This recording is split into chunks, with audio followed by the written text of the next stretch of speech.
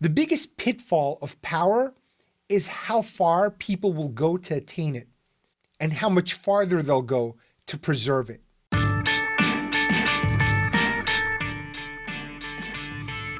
Welcome to an all-new episode of the McFuture podcast. Predictions and prescriptions for a world drowning in borscht, but starved for meaning. I'm Steve Faktor, and honestly, this is an episode I never in my life expected to do. First of all, I've been a Ukrainian-American my whole life. Never thought of myself that way, always thought of myself as an American.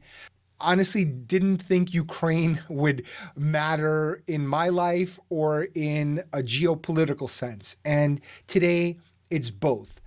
And I think I have a unique perspective to add to this. First, my grandfather served in the Soviet military. He died fighting Hitler and the Nazis. My dad served in the Soviet military, and boy, did I get the stories growing up. Lots and lots of stories. And then there's me. I'm far too important to the podcasting industry to have served in any military capacity. However, I still have some value here. I not only immigrated here as a kid from what used to be the Soviet Union, from Kiev, but I also grew up in a community full of Russians and Ukrainians. I think I have a unique view just from that, but also from a philosophical context. What I'm seeing right now in the news is so, I think there's the political partisans that always try to fit whatever's happening into their agenda, whether they're conspiracy minded or Democrats or Republicans. And then you've got all kinds of misinformation happening and people just trying to get clicks. That's not what's important here. What's important here is understanding the philosophical context of why this is happening, what can be done about it, and what to expect next. And embedded in all this is a sort of solution. I think you'll really enjoy this episode, so let me build this story for you. What's happening in Ukraine is obscene. The idea that in modern times, someone is going to solve problems senselessly killing innocent people, it's insanity. And then you look at the country, and you see these people lined up to leave, and they look just like us. They're dressed in Western clothes. The cities look Western. They've got all the gadgets that we have. And you think, yeah, this could happen to us. There is some sort of Western bias there because, you look at other countries where there are genocides and you're like, well, those countries are so underdeveloped, they're so poor, they're fighting for resources. They don't need resources. So Putin doesn't really need anything from Ukraine. There's no reason to do any of this. And honestly, it's the first time I felt any kind of connection to Ukraine, because once you leave a country, you left for a reason. You saw greener pastures someplace else. I still don't get the sense like they're my people. These are my people, as stupid as we might be a lot of the time. But these are my idiots. But when I look at them, I, for the first time, have some sort of bond that I didn't know was there. But more importantly, just that basic human empathy. Like, why? Why? And I'm going to do my best to try to answer that question in this episode. It's going to get a little rocky because it's not as clear cut as the media would have you believe. And as a Ukrainian, I am doing my best to look at the other side and look at the American side. And I think you'll get some insight that you won't get anywhere else. The first question that comes up: is Russia and Ukraine basically the same thing? Why are they even apart? And it's been Putin's perspective and people like Steve Bannon and some people on the right saying that they're basically the same country or the same culture. We shouldn't intervene. This is their business. And in fact, Putin was quoted as saying, Ukraine has never had its own authentic statehood. There's never been a sustainable statehood in Ukraine. So that's his perspective. Now, Russia's position has been pretty consistent all along. So it's not like Putin came up with this. In fact, when Boris Yeltsin in 1993 was negotiating the disassembly of the Soviet Union, he implored that Russia get special powers to be the guarantor of, quote, peace and stability in the former regions of the USSR. That's kind of what's been happening with the Russian Federation or some of the former Soviet republics that are now under Putin's control or at least influence. They kind of are extensions of Russia and relics of the old Soviet Union. If you buy that they are one and the same people, then we're watching Vladimir Putin brutally assault his own people. That's just using his own logic, right? And there are questions of whether we should intervene. So Francis Fukuyama, who's a historian, written many books, he said, quote, "There is a younger generation coming up that does not want to be part of the old corrupt system, that believes in European values and wants nothing more than for Ukraine to become part of Europe." And honestly, it's the same thing in Russia, in Moscow, and some of these cosmopolitan centers. The next generation doesn't want to fight these old wars. They don't want this militarism. They don't want nukes. They don't want any of this. They are culturally European. There's so much in common that you would almost start to buy the argument that they're one and the same. Then there's my own experience. Growing up, you couldn't tell the Russians from the Ukrainians. Everyone spoke Russian. Everyone was culturally the same. And, you kind of had these stereotypes that were not that different from what a Texan might call a New Yorker. Oh, you're from New York. You must love the big buildings and tiny apartments and overpaying and all the whatever. And then the New Yorkers like, look at these, dumb rubes with their guns or whatever, whatever their stereotypes are. We were from Kiev, which is the largest city and capital of Ukraine. I had friends from Odessa, which is a very small city, but a city nonetheless. And we would always call them Odessiti, which is really just a way of saying people from Odessa. But to me, as a kid, it always sounded like idioti, which means idiots in Russian. And there were disparaging things said because you kind of treat them as not quite like farmers, but people from the boonies. So people from Kiev think they're more sophisticated. So it's just a lot of that. So at some point I started thinking, well, is my perception way off here? So I decided to call my dad, and he works his way to a point very meticulously. This took a while. His basic point was there's not much of a difference in Kiev and some of the bigger cities in the Ukraine. They are Russian speakers and culturally very similar to Russians themselves. It's once you start moving out to some of the outer regions, the more rural areas where people are likelier to speak Ukrainian instead of Russian. And that's where you start getting cultural separatist vibes. I guess the best analog from what he was saying would be like Catalonia and Spain.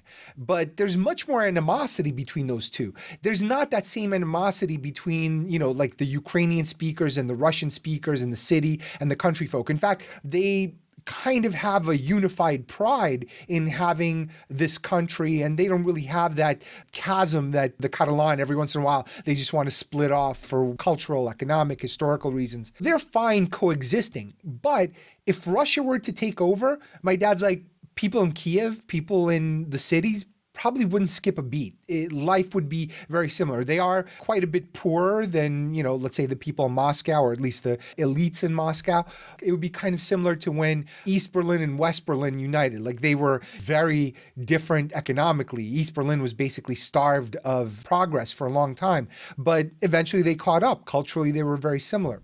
Leave it at Putin has a point, but that doesn't mean that it justifies an incursion into Ukraine. Now, however mild the difference between Russian and Ukrainian cultures might be, Putin is single-handedly creating a distinct Ukrainian identity. Nothing brings people closer than going through war or any kind of extreme experience. Why do you think people used to walk out of prisons covered in tattoos? Now they walk out of malls covered in tattoos. Shopping is treacherous, especially if there's a big sale.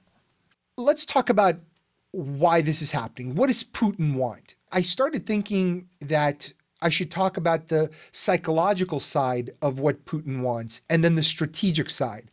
But the more I thought about it, the more I realized those two are inseparable when it comes to him. And I'll give you a quick anecdote. I'm not going to get all the details right, but just to give you an idea of who Vladimir Putin is. Robert Kraft, the very rich owner of the New England Patriots, who have won many a Super Bowl, was in a meeting with Vladimir Putin. And Putin asked, oh, look at that. What a cool ring. So Robert Kraft took off the ring and Putin looked it over. He put it in his pocket, walked out. This is a $25,000 Super Bowl ring. And the bodyguards for Putin, there were 3 bodyguards, basically sort of blocked off Robert Kraft from even seeing what was happening, and Putin just slid out the door. That is a gangster move. Putin is a gangster. Tony Soprano is small potatoes compared to what Vladimir Putin is. He is one of the richest people in the world. We'll never know his exact wealth, but he owns pretty much Gazprom, which is the big energy company, and big chunks of God knows what else. We'll probably never have a full accounting of exactly how rich he is. When you're that rich and powerful, you get surrounded by a lot of yes men. And in your country, everywhere you go, when you're that powerful and you have a country that respects power, in fact, admires power, anywhere you go, you get unbelievable respect because there may be plutonium in your soup if you don't. That is what he's used to.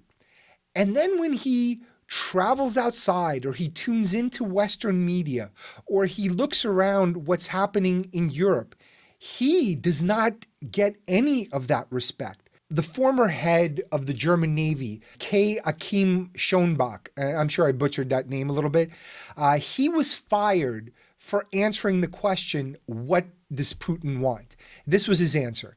He said, what Putin wants is respect, meaning deference to Russian interests in its near abroad, which means the neighboring countries, and that the West should accommodate this desire. Now, what does that mean tactically? On some level, it means recapturing some of that old Soviet glory, because Putin is a former KGB agent. He grew up in a powerful nation, or what he thought was a superpower. And then slowly under his watch, not necessarily the whole time when he was president, but watching Gorbachev and Yeltsin, he saw this thing dismembered piece by piece by piece, a country that he thought was powerful, not just a country, an empire, a consolidation of countries. And in his own way, the Russian Federation is a way to reinstate some of that control, some of that old glory, some of that respect. A big part of that is stopping NATO, the North Atlantic Treaty Organization. NATO was originally created after World War II to essentially contain the Soviet Union, to contain the spread of communism. And it signed up a number of countries, but it's been adding more and more countries as members. The United States, Canada, a lot of the Western European countries, and a few of the Eastern European countries. And now we've been talking for about 10 years of whether Ukraine will be allowed in.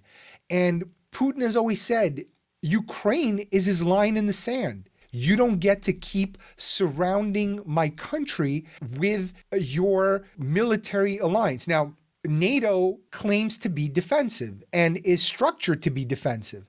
We don't get to decide that. Putin gets to decide whether he sees them as a threat or not, based on his actions. Once you start accumulating troops in countries that are neighboring Russia, especially one that has a huge border, I forget exactly how many kilometers, but that is his red line. And the US is the biggest part of NATO. In fact, the US has 750 bases in at least 80 countries. 173,000 troops deployed in 159 countries. And the biggest ones are Japan, South Korea, and Germany. Now, there is a difference between militarism, which is how a lot of people want to position the American presence, because they'll say, look, this is just imperialism. America is putting troops all over the world. So essentially, this is an empire. America, and certainly our leaders, have made the argument that this is deterrence. We're trying to keep not only us safe, but our allies safe. And it would be very naive to think that South Koreans, Germans, and Japanese would feel safer without US troops on their land, because Japan and South Korea are under threat by China. And the Japanese are very vulnerable. They're getting older. They've got a history of aggression with China. It's going to get harder and harder for them to defend themselves. That's why they have something like, what's the number?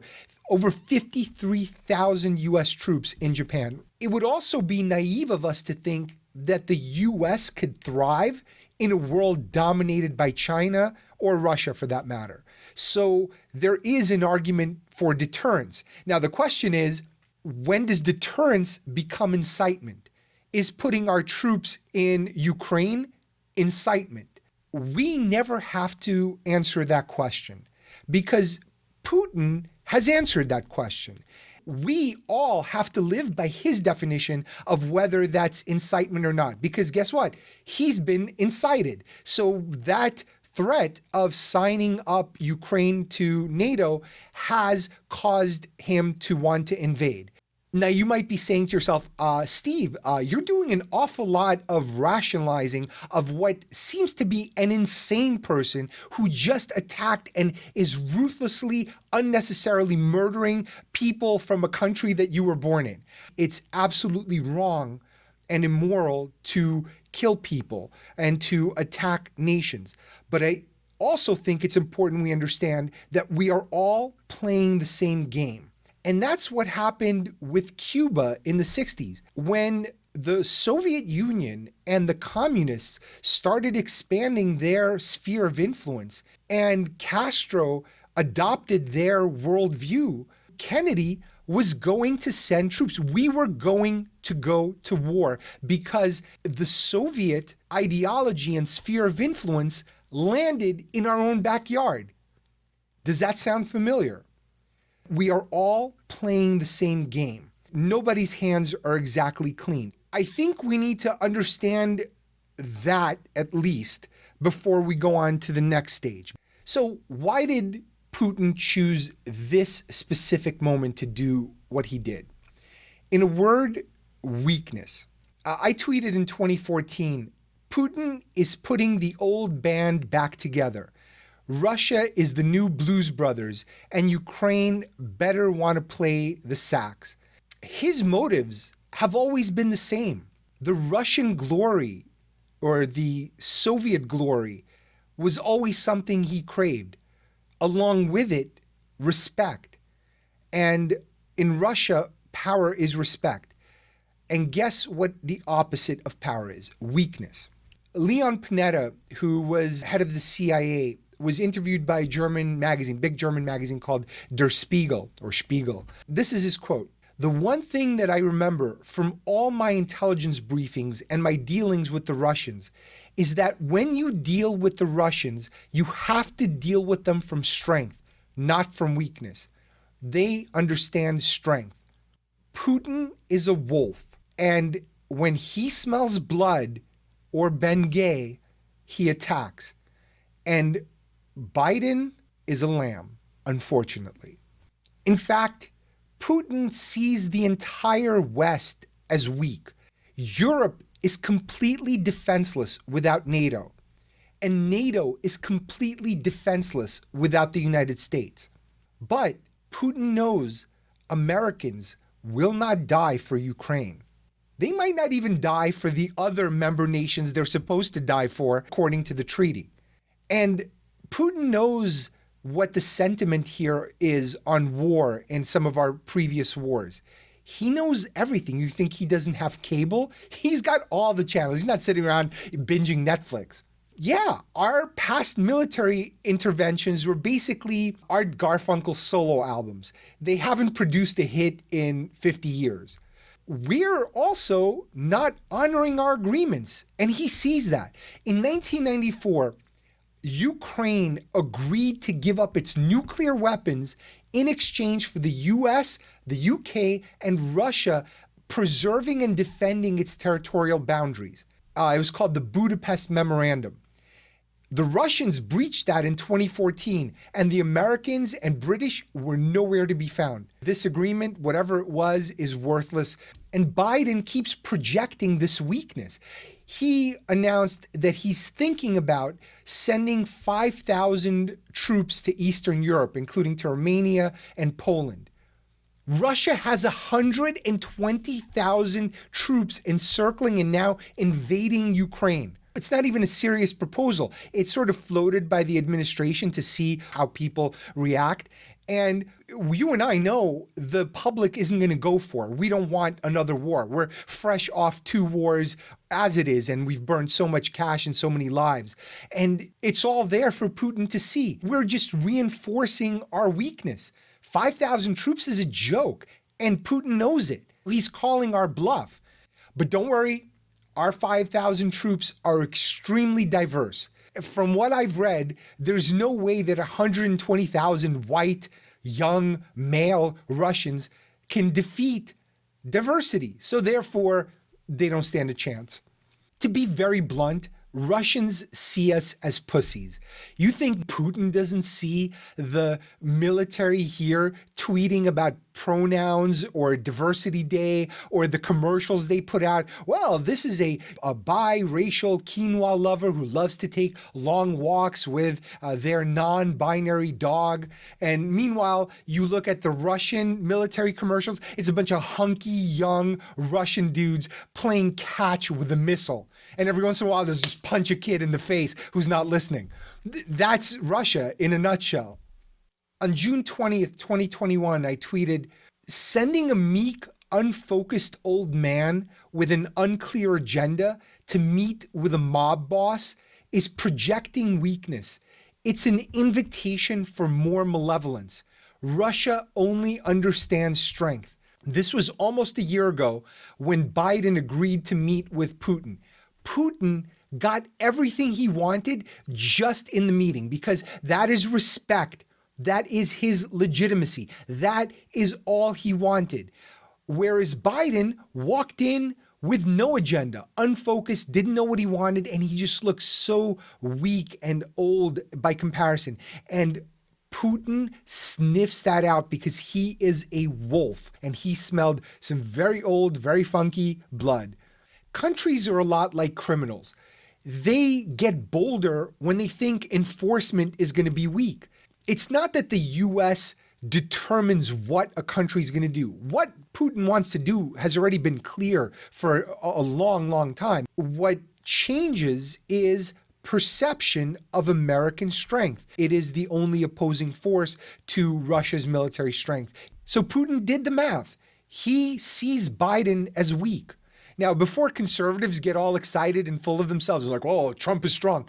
No, Trump is something else. He's not considered weak or strong. What Trump is was crazy and unpredictable. That is a third category, something that the US has never really had before. I mean, we've had some out there presidents in terms of their personal behavior, but outwardly, a lot of them pretty much held it together and had a certain image that they project of control and sanity. Very rarely did they come off unhinged. Trump was unhinged.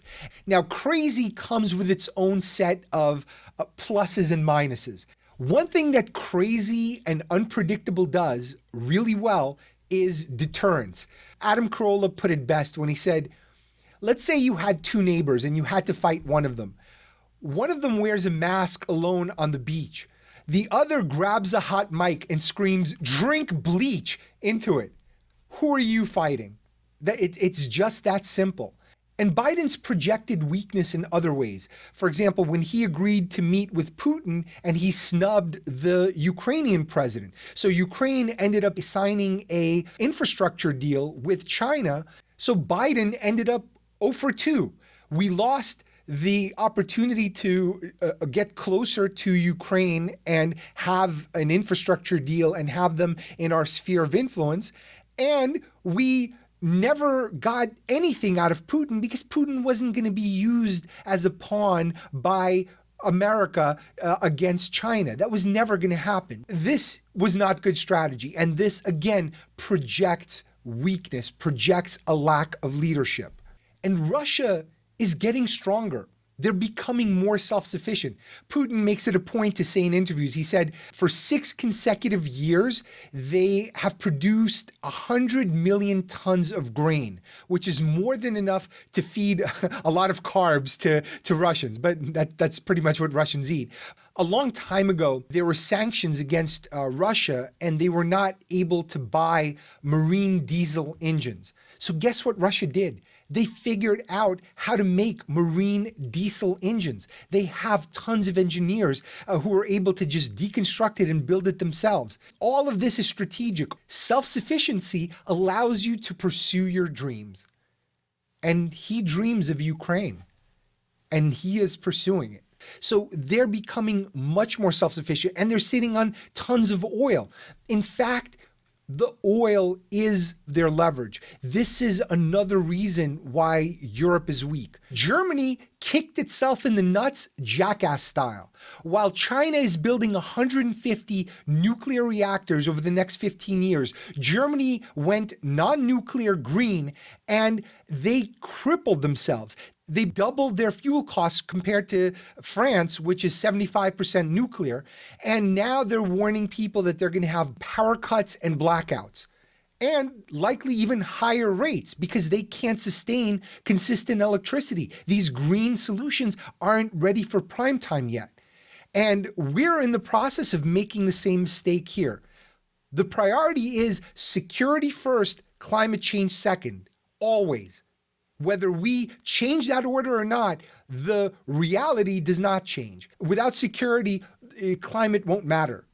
So Germany ended up having to strike a deal with Russia to build a gas pipeline so they could actually have real fuel and lower their fuel costs and supply their citizens with energy. They are also projecting weakness. When they asked the new chancellor, what are you going to do? Are you putting this gas pipeline on the table? He was being very cagey. And guess what cagey is a synonym for? Weakness. When Putin sees that, he knows he has them. He knows this is not a country that's going to go to war with him. He knows that's not a country that's going to send troops to defend Ukraine. And there's no avoiding it. Russia has overwhelming military power, more than any other country besides the US, and China is unknown, but it might be comparable. China certainly has the manpower. Western leaders, not only are they not prepared for war, we're not even prepared for sanctions. Everything that we have put out there is feeble. Putin is prepared for it. He knows the pipeline might be cut off. They know what's coming. He's prepared for 100% cutoff. And speaking of weakness, this entire negotiation with Russia over Ukraine was botched. First, we started negotiating unilaterally. What business does the US have with Russia? Nothing. We have no trade with them. How are we negotiating with them unilaterally? Makes zero sense. The best that could have come out of that is Russia extracting concessions from us, because there's nothing that we could realistically cut off from them. There's very little that they export or that we need from them. This should have been handled by a coalition of nations, but instead, we took it sequentially. Then Macron went in from France. He came out saying, hey, I think we've made progress. I think we figured out a way that we can find a solution together. And then they had a press conference. Putin was standing there and Macron was standing there. So Macron was all optimistic, and Putin basically embarrassed him. Here's what he said in Russian. I watched it in Russian, so I only have the Russian clip. He said, that's why he's tortured me here for 6 hours. He basically saw Macron as a nuisance, and he said it. He's like, why are you bothering me? That is an embarrassment. And I've always liked Macron. He's a staunch defender of liberalism. But in Russian terms, he's also a pussy. Can you sew a bunch of pussies together to create a lion? That is the question. I don't have the answer to that. But if at the very least, the US, France, Germany all of them got together and presented a united front and had some very clear conditions and were prepared to back whatever needed to happen if those conditions weren't met, that would be one thing. That's how you negotiate. What we did was an embarrassment. It was an embarrassment. And realistically, Europe and China are the only ones that have enough trade with Russia to make any kind of deal. They need to be at this table. So we had to drag China in if we were to have any sort of success, and probably offer something to them so they could exert some leverage on Russia. That would have been a strategic solution. We did none of that. We had no business being at that table unilaterally. It was stupid. This is a failure of US leadership. For better or worse, we are the project manager. We are the one who provides the most troops, the most money for military. In fact, Europe wouldn't have healthcare if the US wasn't subsidizing NATO and Europe's defense, because they would have to spend all of that money on military. And in a way, this approach was very typical sort of ugly American, like the stereotype of the big fat American who walks into a Parisian cafe wearing a Hawaiian shirt and shorts and just pointing to, give me one of them, it's like, don't you speak English? Like that whole stereotype, like that's our foreign policy. We're acting like the rest of the world doesn't exist. The rest of the world exists, and we better start acting like it. And there are a lot of pieces on this chessboard, and we need to start playing chess and not checkers. We're not even playing checkers, we're playing handball. We can't handle all those variables. I get it. The American public has been isolated from a lot of this because we don't border any dangerous countries. So we take our eye off the ball. And also, we're bombarded. Every day there's some sort of tragedy, whether it's a war or a natural disaster or a murder or something else. All of these things that we never used to know, but because of social media, we're bombarded by it. And in fact, there's an investor, he's a billionaire, really successful, Chamath Palihapitiya. He recently got in trouble when he said he doesn't care about the Uyghurs. And then of course he got a bunch of social media crap and he backed off on his statement. But there's a tiny little Chamath living inside of all of us. Even me right now, as passionate as I am talking about it here and debating it with my dad, I have nothing at stake. I'm not going to have to make any sacrifices, certainly not with my life, not financially. No one I know is personally going to pay the price for anything that goes on in Ukraine. So we're all a little bit full of shit. So what do we do about this? I wrote this in 2017, but I think it's still very relevant. First of all, I wrote, Russia is nobody's friend. In fact, most countries are not friends. They're only allies. But the situation is complicated. At the time, I thought Putin was just rattling his saber, trying to get Europe and the US to drop their sanctions.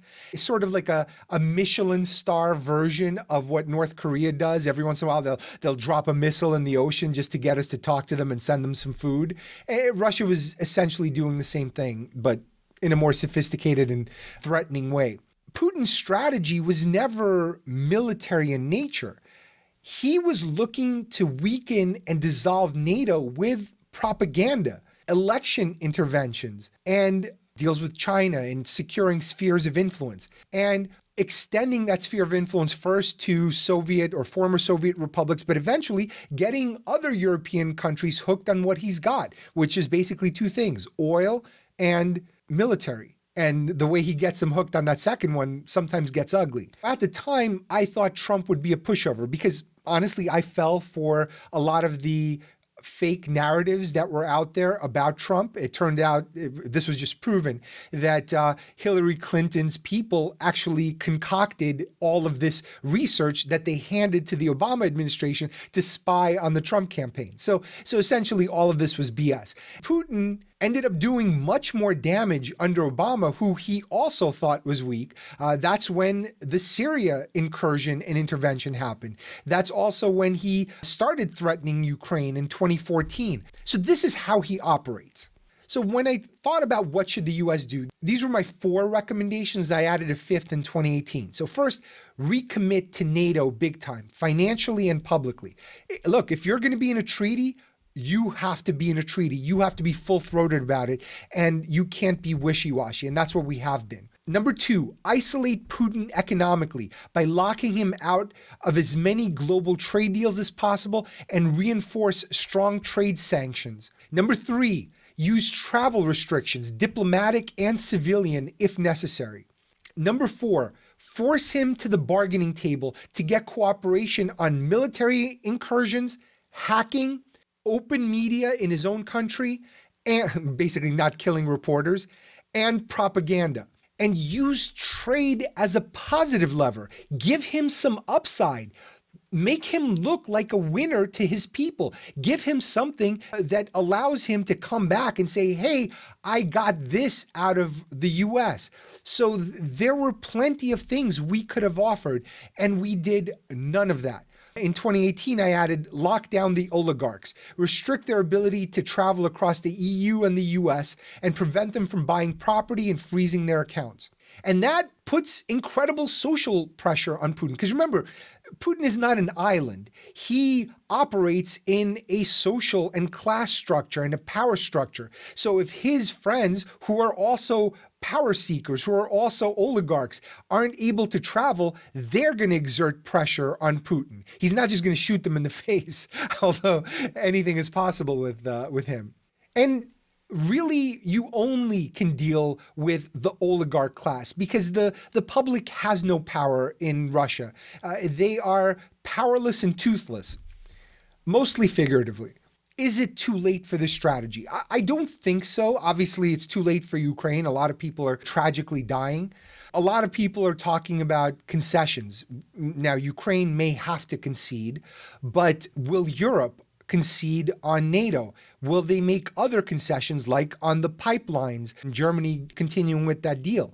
Some people have talked about trying him for war crimes. I don't think Putin is showing up for that particular hearing. In fact, he might just send Snowden instead of him. He's like, here, take your guy.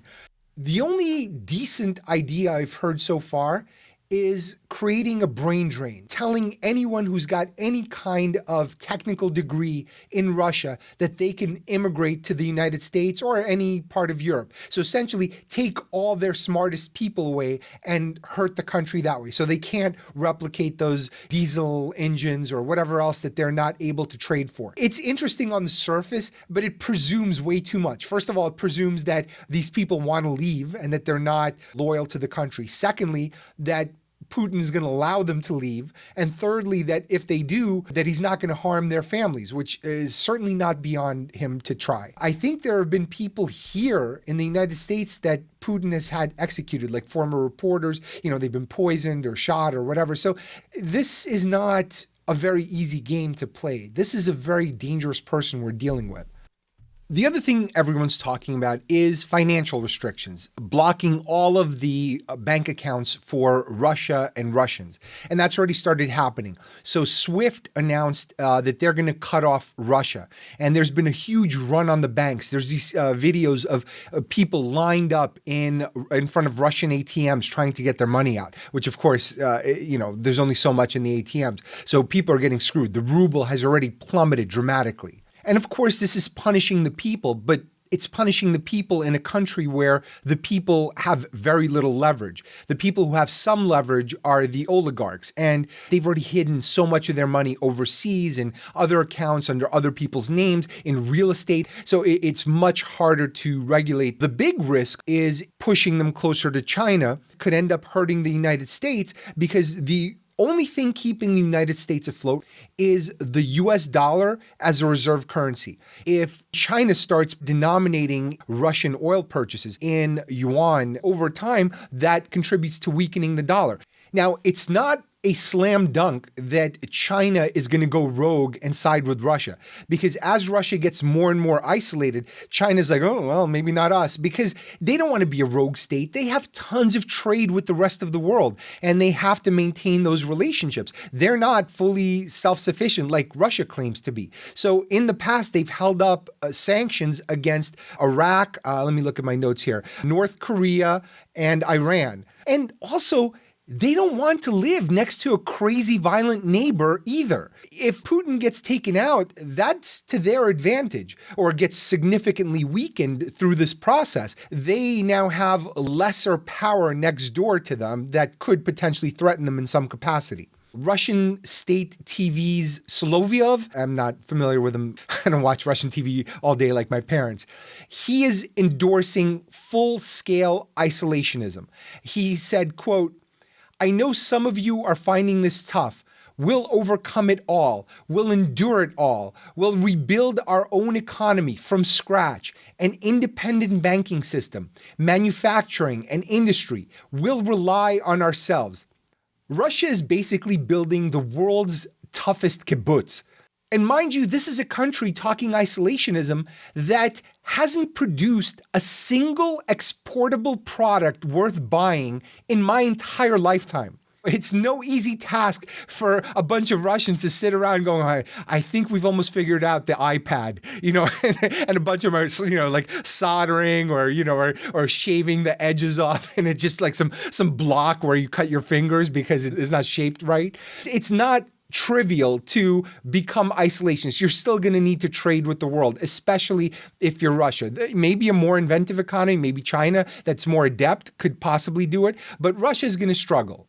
Now, there's a much bigger problem with financial isolationism and isolationism in general as a strategy. It's obvious what happens if Putin wins. He gets Ukraine. He'll get the scorn of the world and all sorts of other backlash, but he will get his prize. But if he loses, he becomes rabid. There are no rules once an aggressor feels cornered.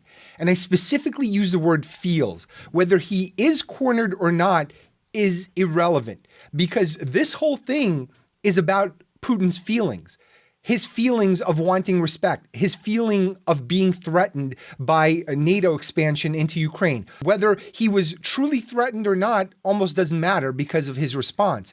And we have to be concerned with his feelings because he has nukes and because he has a powerful military. When you're isolated, when you're excommunicated, nukes are back on the table. Everything is back on the table when you feel like you have no way out and you're an aggressor. Already, Putin is threatening nuclear war in not so subtle language because realistically, he's losing. He didn't expect the kind of response he got, not only from Ukraine, but from the rest of the world. Germany is shipping all kinds of military equipment. Germany has been the most pacifist nation anywhere in Europe. Is he just bluffing, or does he feel cornered? So that leaves you with two options. The first is find a way to make him disappear. They tried 3-4 times with Hitler. Sometimes it's your own people that do it because they're like, we don't want to be attacking Ukrainians. And sometimes it's outsiders that find a way. Either way, it's no easy task. And, Putin is much better at it than we are. The second option is to not completely shame and isolate him. That's exactly what happened after World War I. Germany was decimated. The sanctions were crushing and people were starving and struggling. And guess what? People do when they're desperate and struggling. They listen to crazy people. And that's exactly what they got. They got a guy in Hitler who walked up there and promised them not food, not delicious sprinkles on their frozen yogurt, but greatness. He promised them greatness and they bought it. They bought it for a really long time and it went really far. So careful with extreme isolationism. So give him some dignity to walk away with. Otherwise, he becomes far more dangerous. That is, if he is still the leader. And this is what we did with Saddam Hussein the first time. After that first war with Iraq, when Iraq was the aggressor, They left Hussein in office, but he was extremely weakened. He had to subject himself to all kinds of inspections. He couldn't have certain kinds of weapons. There were all sorts of trade limitations. He was a diminished man and a diminished leader, but still was able to retain leadership and in some capacity save face that he wasn't a total loser and didn't get defeated by all these other countries. We have to make that distinction between punishing the man and punishing the population. And it's not always easy because we have some very blunt tools, and sometimes it requires some sharp minds to use blunt tools. And the more I watch what's happening in Ukraine, the more I realize Putin might not have a chance. The bravery of everyone from the president, Zelensky, all the way down to all the people on the streets, they are all fighting for survival. The Russian soldiers don't want to be there. These are just kids. And I don't think anyone is supportive of Putin. So if he loses support of his military, he's done. And this is one of those situations where the bully might get punched in the nose, but the question is, does he slink away learning his lesson, or does he come back with a bigger gun? And at this point, it's hard to say if there's a rational person there making strategic decisions, or if Putin is now just a madman who is ready to do anything for victory, or sees himself as having taken steps and there's no way back. And that's a very scary proposition, not just for the Ukraine, for the world. But I do think there is a real solution. It is not immediate, but it's something we absolutely have to do, and that will allow us to win in the long term. And that is our own disinformation campaign. I'm going to explain exactly what that means in a second. The US has steadily abandoned its global leadership. It's also abandoned its moral high ground, whether it's attacking sovereign nations like Iraq, or talking about, hey, it's okay to torture as long as you get the information you want, or what happened to George Floyd. All of these things make us look bad on the global stage, but worse, it degrades our moral authority. And when you don't have moral authority, you don't have authority. People don't want you to tell them what to do when they think you're no better than they are. We've also degraded our alliances. Trump famously hung out with all the despots at these global conferences instead of with our allies and trying to figure out how we create joint strategies against our mutual adversaries. And we've also surrendered a lot of our economic strength. We've burned all this money in stupid wars. We spend a fortune on military. We spent a fortune on the pandemic. We've put ourselves in a very, very precarious position financially, and we've bled a lot of industries. And yet we still have a lot of poor people. We still have a ton of debt. We still have people who can't afford housing. We still have homelessness. So we're not addressing our issues, and we're botching so many other things and burning money doing it. And worst of all, we've degraded our individual resolve, and we've done it in so many ways, whether it's wokeness or whether it's just narcissism on social media. You could argue this is narcissism, whatever. It's degrading. It's reflected in many parts of our society. In 2019, I wrote how we're entering a new multipolar world. And I think it's important to revisit that for a second. First, democracy and capitalism have decoupled, probably forever. China proved that you could have an authoritarian state that is also capitalist and very successful. Now our thesis is bad. Before we thought, hey, we make everyone capitalist, they'll all want all the stuff that we have, and they're going to become democratic because we're such a great model. Not so much. In fact, it's going the other way. Our companies are bringing authoritarianism here because they're not able to speak up against China. They're not able to push back. The NBA, Nike, all these companies have huge operations and huge business in China. And Hollywood, that's where all their growth is coming from. So all their movies are China friendly. Arguably, some of them are propaganda.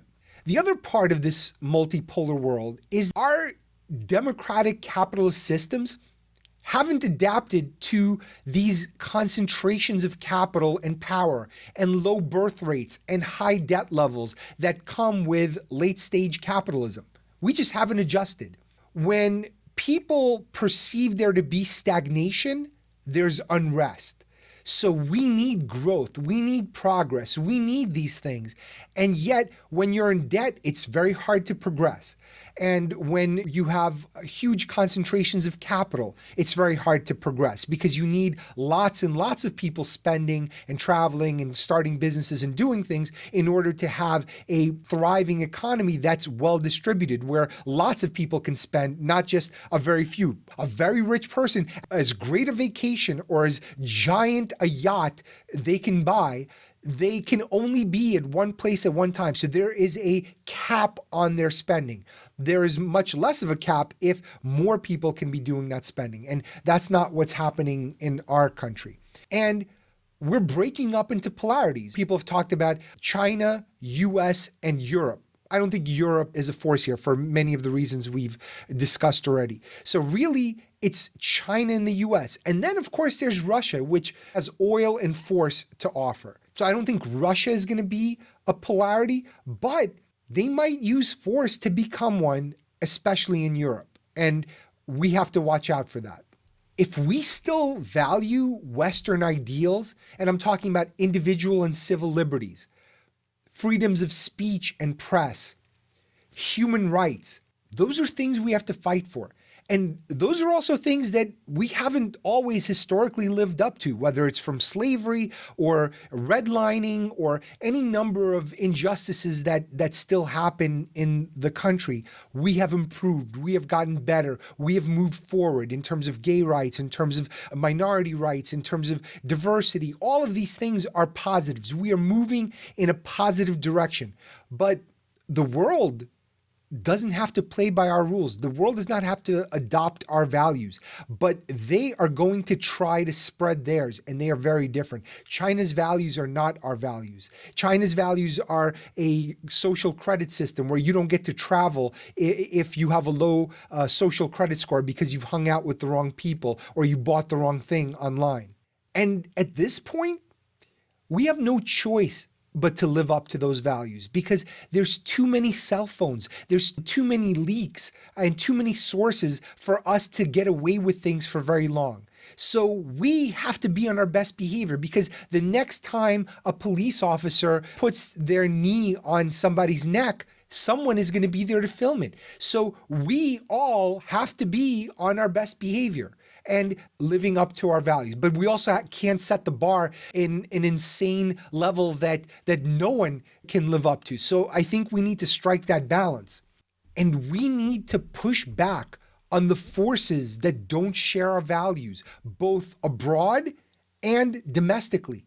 There are people here who want to see people fired for saying the wrong things, for not relying on government or listening to every mandate. We have to have a system that accommodates that because the alternative is so much worse. Little China is growing inside here, and we have to push back on that as much as on big China that's growing out there.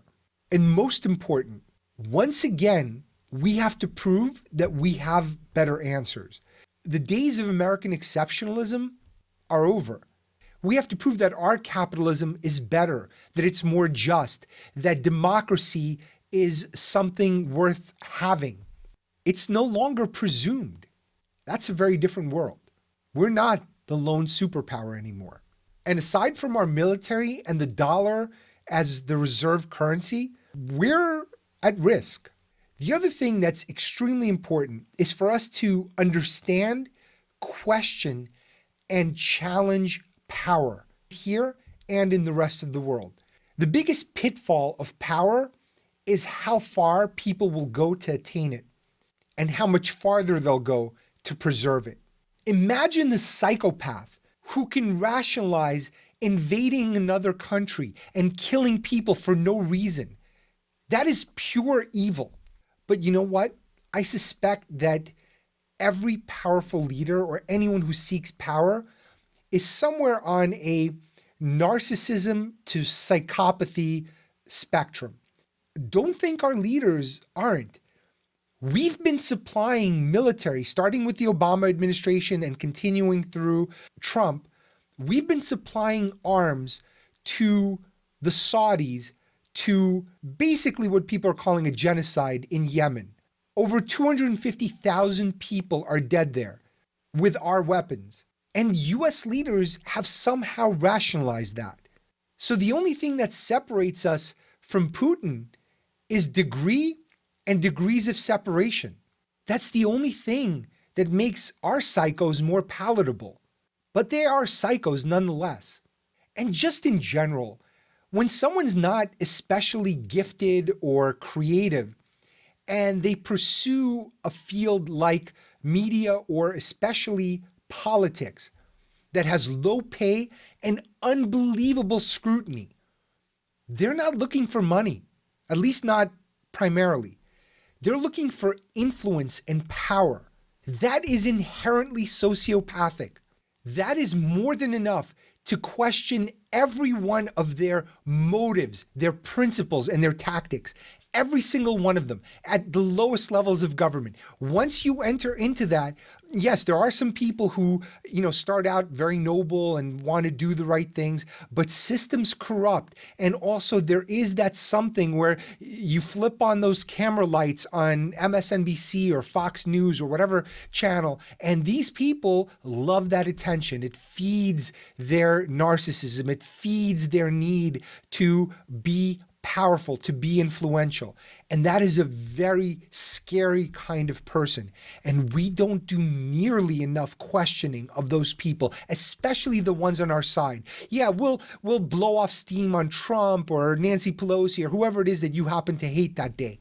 But we are not doing nearly enough scrutiny of these people. When Nancy Pelosi says, when you discover that she's made $150 million and outperformed Warren Buffett while being a congresswoman, trading on insider information, we should all be outraged. Doesn't matter if she's on your side or supports, some of the issues that you like.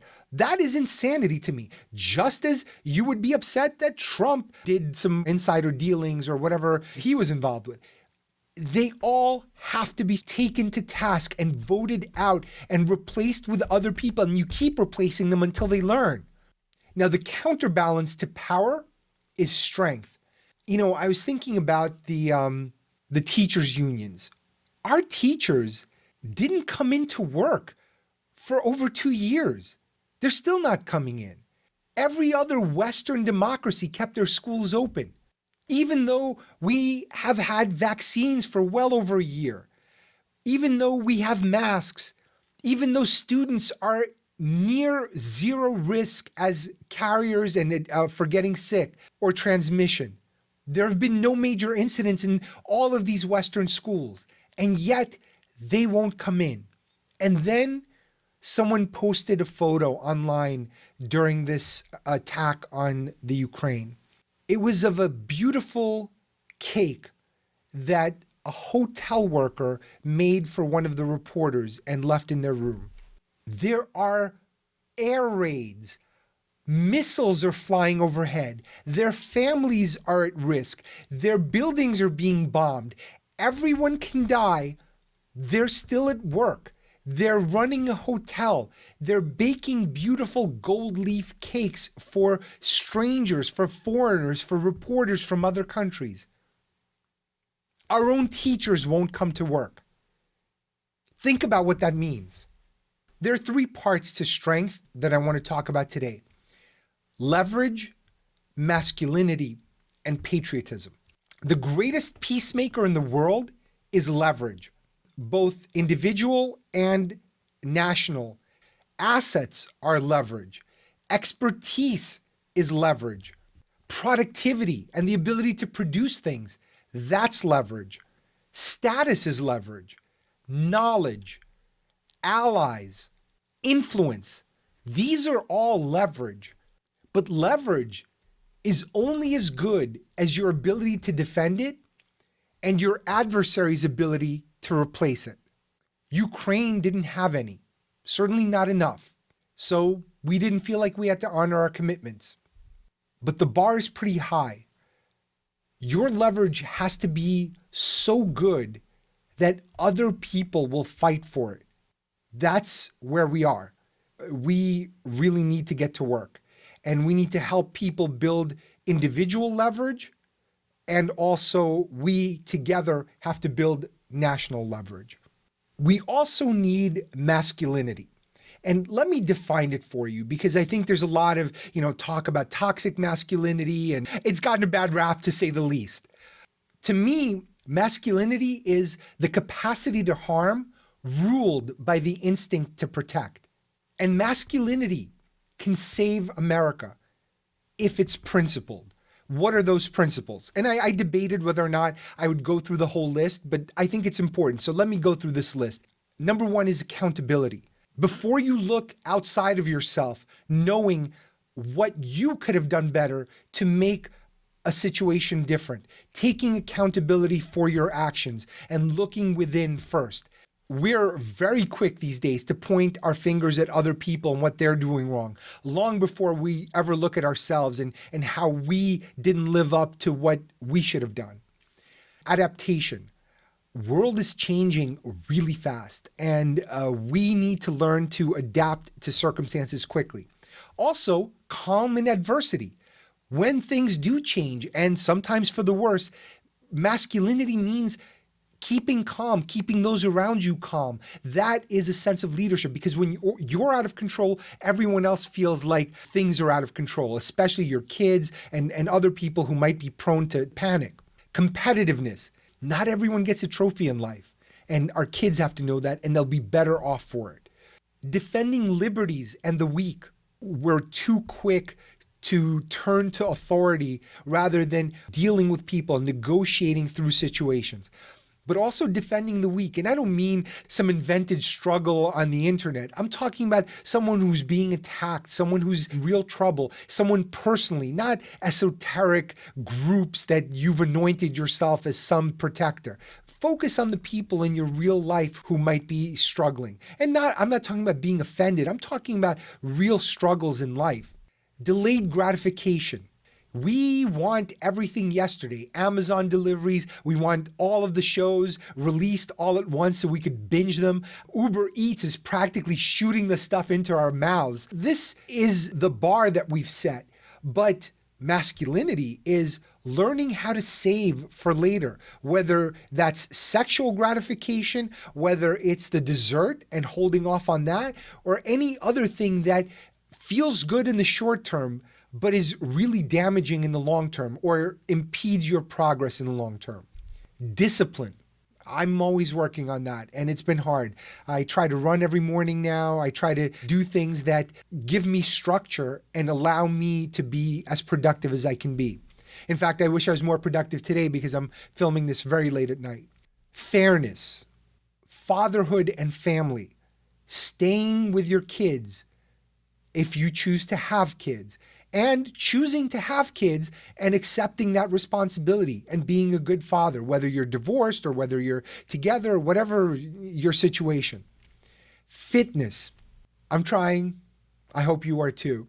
Focus on what you can control.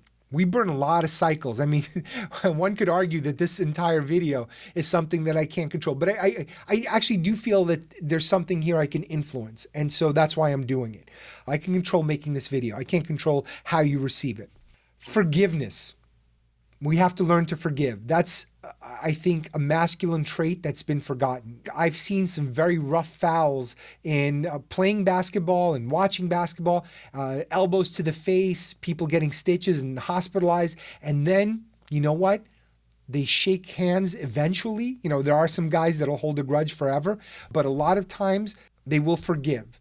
We generally are very low on forgiveness in our society right now. You can get kicked off of Twitter and never come back because there is no institutional forgiveness. And certainly the people who would drum you off of a platform or out of a job, I don't know that they're full of forgiveness either. But I think it's a really important quality, and it's a show of strength, not weakness. Grit. There have been books written about that. I don't need to get into it. Humility. Knowing what you don't know, and accepting sometimes that you might be wrong. Humor. We need to have humor. Sometimes it's the only way to cope, and we're slowly taking bits and pieces away from people, and that's how we bond. Like, I remember as a kid, you made fun of somebody, and that brought you closer together. It was a bonding experience. And you played with stereotypes and all these things, and it didn't matter. They did the same thing to you. It showed that you're not holding anything back, and you're not treating them as some precious artifact and as a real human being the way you would treat anybody else. Learning by doing. I think apprenticeship is so important, but not even institutionally, just, teaching your kids how to fix something or learning experientially. That is fundamentally masculine. And that's why a lot of boys and men are not going into college anymore, because it's sitting there scholastically flipping through pages. And a lot of males are not wired for that. That is a more optimal way to learn, no matter what the trade is. Peace first. Notice I'm not saying peace only, because sometimes that doesn't work, as we're seeing today. Pulling your weight, contributing your share or more than your share. Whatever the relationship might be, whatever the medium of exchange, it's not always money, sometimes it's responsibilities, sometimes it's other expectations, but knowing what those expectations are and living up to them. Reciprocity. I did an entire episode on that. If you're interested, look it up. But that is what's going to drive this world forward. Understanding what other people want and expressing what you want in terms of other people's needs. And I went into all of this in the episode. You should check it out. Respect, important. Very important to Vladimir Putin. Possibly more important than anything else. And sportsmanship. Sometimes you got to help your opponent up. And this is something the US practiced very well on an institutional level. After World War II, we built up our enemies. That's something very few countries have ever done without raping and pillaging as well. Whether we're talking about as a nation or as individuals, sportsmanship is important. I'm sure there are others I've missed, but we need to recapture what masculinity truly means. Whatever it is that we're doing now is not working. The last thing is patriotism.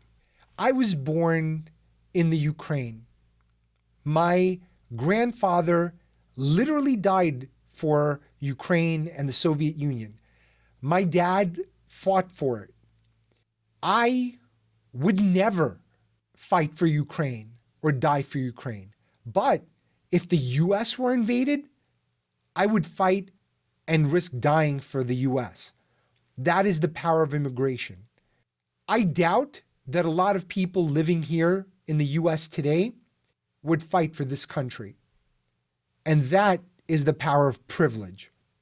And that's also why American progressives will always need the patriots that they hate. How long do you think the United Progressives of America would survive if they had their own country bordered by Xi's China and Putin's Russia? Have you ever been served dumplings by a Harvard professor? That's how it will go. If there's anything I want the left and the right in the US to realize, is exactly how much they need each other. Realistically, the left isn't suiting up to defend this country or to build houses or to do anything physically useful. And generally speaking, the right isn't going to make the next Google or the next mRNA vaccine, which a lot of them don't believe in. So for better or worse, conservatives are dad and progressives are mom, and America works best as a two-parent household. And we need to start teaching Americanism and patriotism in schools. And I know there's been a lot of talk about nationalism. I'm not talking about nationalism. Patriotism is being proud of your nation, being proud of your culture, being proud of your heritage, upholding your values, protecting others and defending them. Nationalism is comparative. It's belief in the inferiority of others, that you have supremacy against others or should have supremacy against others. So I'm not talking about nationalism. I'm talking about patriotism. And The arch enemy of patriotism is tribalism. And we have way too much of it now, and we have way too many merchants of dissent in this country who are trying to break us apart. And I'm not saying to do anything to them, except stop listening. Except realize that the people around you, no matter what their gender or skin color or life preference, they're just people. They're just people, and they probably want a lot of the same things. And you know what? The ones that they don't want, you don't have to worry about. It's okay. It's okay to have those differences. I think the best formula is patriotism plus individualism, because patriotism provides that commonality layer, that thing that bonds us all together. And individualism is that freedom to pursue those liberties, to be free, to do the things you want to do without trying to control and oppress others. I don't think there's any other way. I don't think without leverage, masculinity, and patriotism, there's going to be much left of the American experiment. No one will fight to defend what they don't believe in. Our only choice is to make this a place worth believing in again. That also means not getting everything you want. It means that you might have to make some concessions. You can't be absolutist. If some states or cities or whatever want to be more strict or loose with controversial issues, whether it's abortion or guns or whatever else that's a hot button issue, maybe we just let it go. And maybe some things don't have to be a national argument, because there are foundational things that we do believe in, and we don't spend nearly enough time focusing on those. And that will be the foundation of patriotism. So when I say the real solution to Russia and China is our own disinformation campaign, it's that we have to force ourselves to believe in America again, which is something we don't right now. And everyone sees it. We're not hiding it well. And we have to convince ourselves of what America is worth. That is the first stage of our disinformation campaign, because we have to start believing. You know, they say if you fake a smile long enough, eventually it'll become a real smile. We have to fake togetherness long enough for it to become real. And then we start believing it. And only then we can start convincing others that it truly is the better way. And I know to some that might sound a little wishy-washy and lacks the immediacy. It's certainly not a missile into the Kremlin. No, it's not. But they say that success is the best revenge. Well, I say success is also the best defense. We just have to redefine it. Two final things I want to talk about. First is ambivalence. As much as I believe in the things I just said, they're all subject to change. Situations are subject to change. I might learn new things that change my ideas or evolve them. The scariest thing to me is certainty, because that to me implies that you believe in absolutes, an absolute right, an absolute wrong, an absolute evil, or absolute good. There are very, very few absolutes in life. So I think a bit of ambivalence and uncertainty is healthy. That doesn't mean you don't pick a direction and move forward. I've picked a direction. What I've just described are the things I'm personally trying to do, and I'm trying to inspire others to do. That is the direction, that is the vision, that is where I want to keep going. But over time, you might need to make adjustments. And what's that Rush lyric? If you choose not to decide, you still have made a choice. Finally, I want to talk about the future. Near term, power vacuums get filled with dirt. We have created a power vacuum. We've projected weakness. It started with Crimea. I mean, most recently, and I'm sure there are examples going further back, but related to this situation. We started with Crimea, then China took Hong Kong.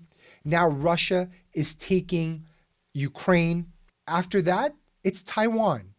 China already said that they're engaging in peacekeeping operations in Taiwan. I think we know what that means, and we have to be prepared. In the intermediate term, what I expect is a huge military proliferation. And already Germany has announced a 100 billion euro investment in military. They're going to spend it on drones, new fighter jets, and who knows what else. And they're going to permanently raise their military spending above 2% of GDP. Just like Iraq sent a signal to the Middle East that, hey, despot in some horrible country that oppresses women, the only way you're going to keep your job is to have nukes. That's the only way the US is not marching in. And guess what? We just sent the same exact message to every European country. No one's coming to save you. The US isn't coming. NATO may not come.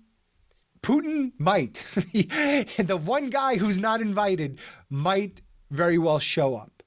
We just not only triggered a massive nuclear proliferation, but I suspect these other countries are going to start building up serious militaries because they know that they can't count on us. Ukraine couldn't. Now, in the longer term, we're looking at something very different. What we're seeing is incredible aging in Europe. Ukraine, for example, the average age of a Ukrainian is 41 years old. Men die at the age of 66. They're dying off, and they're no different than all of these other European countries, including Russia. That also creates desperation, especially in aggressive states. I talked about earlier how stagnation creates angst. Well, sometimes that angst manifests in acquisition and not peaceful acquisition. There's going to be trouble because of aging. And if there are aggressors in that region, or even China, they are at risk. What that also means is we might be looking at the very last human-fought war, or the last era for human-fought war. Future wars will be automated. We'll still augment technology with humans, but humans are going to be pushed further away to safer areas and later in the engagement when it's safer. You're going to have a very different type of war moving forward. So a lot of the technology that's going to be developed is going to take the people out of this equation. And you've seen all of those Boston Dynamics videos that they put out with those robots that could do parkour and do all those jumps and the robot dogs. That's coming. But if we're able to sabotage them, you, me, and the purple-haired goth non-binary, we're all suiting up and marching out there with AK-47s because the robot dogs are shaking in the corner because they got hacked. Now, don't worry. There's never been an example of a large-scale technological system failing or being hacked. Never. So the last thing I want to mention is crypto. Ukraine is now entirely funded by Hunter Biden NFTs. I kid. But Ukraine has the highest percentage in the world of cryptocurrency. 12.7% of their country has it. So this will be an interesting experiment to see if in emergency conditions, when cellular networks are probably taken out and people don't have electricity, what crypto does. But what I suspect will happen is in true emergencies, the only currencies that matter are trust and barter. Everything else, I don't think they're going to have time to document everything in a digital ledger. Not in a wartime situation. And some are arguing, why can't Russia just create its own ecosystem and trade outside of itself with crypto? The problem with that is eventually you have to connect to the traditional financial system because all of these other companies are not going to go rogue. You still have to buy goods and services. CVS and Pepsi are not going to suddenly become pirates. Satya Nadella and Sundar Pichai are not Thelma and Louise. They're not suddenly going to go around going, oh, Russia, you want to buy your underground Microsoft Office or Google licenses? Sure, go ahead. Well, just send us some crypto and we'll figure out a way to get it out of crypto and into our financial system. Those companies have traditional access points, and those access points are regulated and can be blocked or controlled. So it's a fantasy to think that you can create this rogue system without plugging into the old system. Now, the pro-crypto people are trying to get that kind of adoption and to get it to be mainstream because they're going to profit off of it. They were early into purchasing crypto, and if the world has to acquire it, the value of their holdings are going to go up. But at this point, it's not a viable option for Russia, and it's not a viable option for Ukraine either.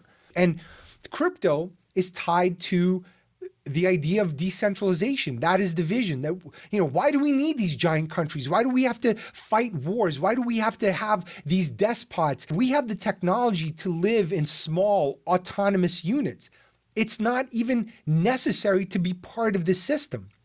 But the problem with that is there is no way to decentralize the US and Europe without first decentralizing China and Russia. And you think it's going to be easy to do that? China is a very collectivist culture, and you're not going to do it with military. So Western decentralization without Eastern decentralization is suicide. So as the exceptionalism era ends, I hope that one of strength begins. And I hope this is your start to that era.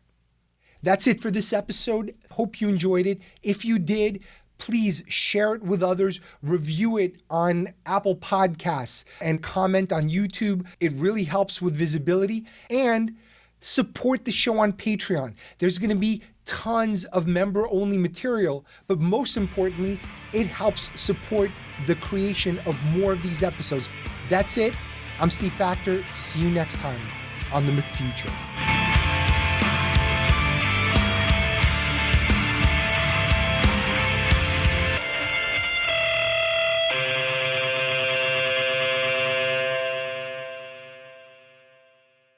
This Putin, I'm so fucking sick of this guy fucking living in my brain all day.